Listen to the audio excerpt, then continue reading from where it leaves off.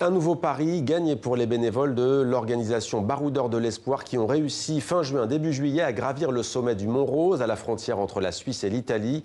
Ils ont porté comme d'habitude la banderole Amalia qui vient du mot arabe Amal, ça veut dire espoir. L'objectif c'est de faire entendre la voix des enfants syriens et de les scolariser. Enfants, vous le savez, victimes de la guerre depuis des années. Bonsoir Diane Antakli. Bonsoir. Soyez la bienvenue sur TV5 Monde. Vous êtes la présidente de cette organisation non gouvernementale Baroudeurs de l'Espoir. Alors 4 jours d'expédition au total, du 28 juin au 1er juillet, en haute montagne, pour atteindre un sommet qui est tout de même le deuxième le plus haut des Alpes. Il culmine à 4554 mètres d'altitude. Comment ça s'est passé? Très bien, ça s'est très bien passé. On a eu des bénévoles qui ont été très engagés. Évidemment, c'est un effort qui est immense, qui est préparé pendant des mois. C'est une aventure qui a été collective.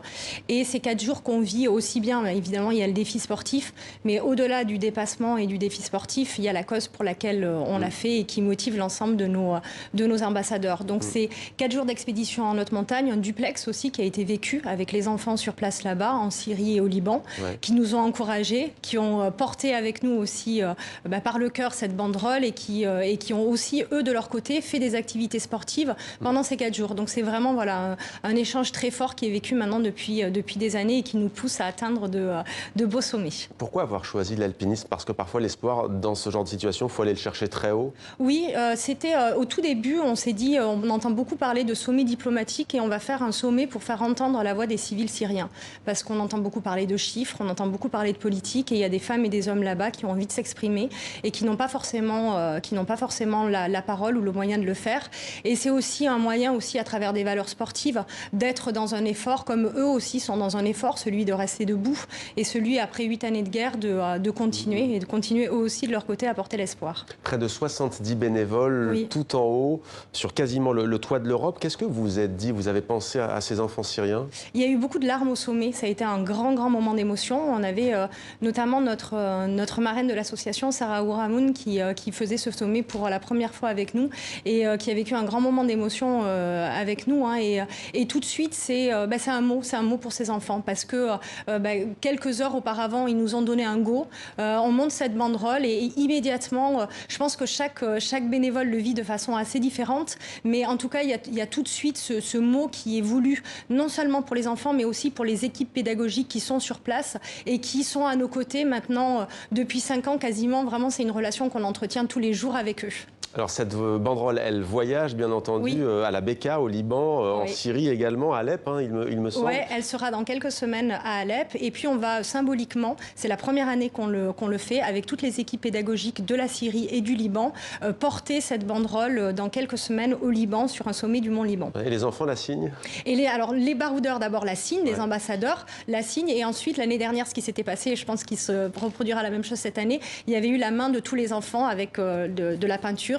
Ils ont apposé leurs mains sur toute notre banderole. Voilà. Et c'est vraiment une banderole qui circule et qui a un beau symbole pour tous. Alors le projet concrètement, c'est de scolariser 1200 enfants victimes de la guerre en Syrie. Concrètement, comment ça se passe? Alors aujourd'hui, on soutient une école donc à Alep avec 200 enfants et puis également un camp à la périphérie à Afrin, à côté d'Afrin, le camp Charba. Et on a également en tout 600 enfants qui sont scolarisés également au Liban. Donc effectivement, on rescolarise aujourd'hui 1200 enfants chaque année.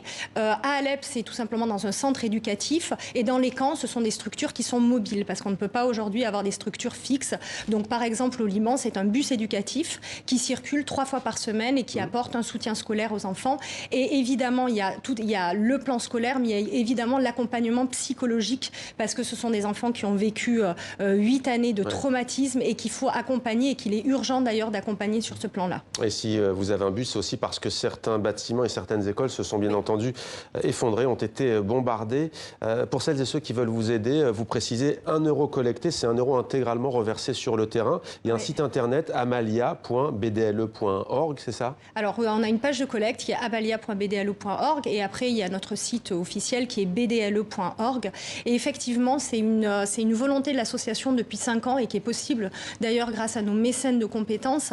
On reverse intégralement les fonds qu'on récolte donc Donc vraiment, depuis 5 ans, on applique cette règle très stricte dans l'association. 1 euro récolté, c'est 1 euro intégralement reversé sur le terrain. Qu'est-ce qui, vous, personnellement, vous a poussé à vous engager? Alors d'abord, certainement mes origines. Mon père est d'Alep, donc effectivement, c'est un pays que je connais, que j'allais très régulièrement. Il y a un attachement très fort. Mais j'allais dire, au-delà aussi de cet engagement personnel, il y a le conflit syrien, c'est un des conflits les plus effroyables de ce siècle. Il y a eu une volonté à un moment donné d'agir et de ne pas rester impuissant devant des images qui nous touchent, évidemment. Et surtout, j'allais dire maintenant, au moment où, après 8 années de guerre, on a l'impression que parfois moins de retombées médiatiques, mais le conflit reste très présent en Syrie. Les personnes ont besoin d'espoir, ont besoin de se reconstruire. Ça passe par les enfants, bien entendu. Et ça passe bien sûr par les enfants. Merci beaucoup, Diane Antakli, d'avoir répondu à nos questions sur TV5 Monde. Merci à vous. Merci infiniment.